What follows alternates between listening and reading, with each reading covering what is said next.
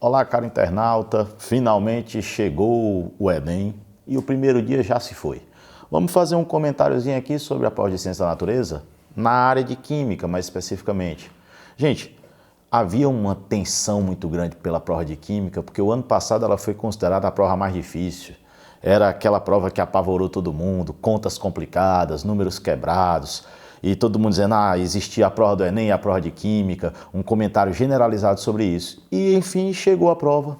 E o que é que nós vimos? A prova foi difícil? Não.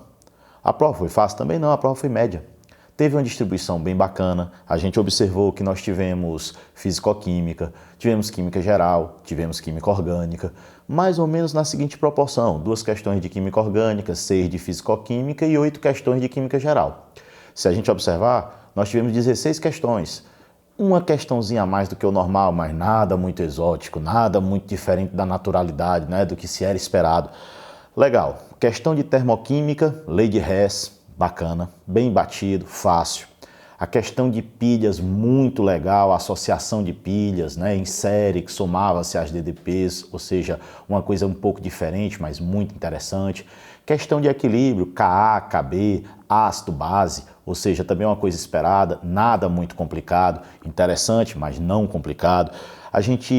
O que chamou a atenção nessa prova foram 5 questões de forças intermoleculares. Isso aí foi uma coisa bem batida, mas vamos dizer que foi muito, ou seja, 5 questões de forças intermoleculares é muita concentração e pouca coisa. É a única coisa que destoou um pouquinho. Aquela parte de dizer se era polar, apolar, lipofílico, lipofóbico, hidrofílico, hidrofóbico.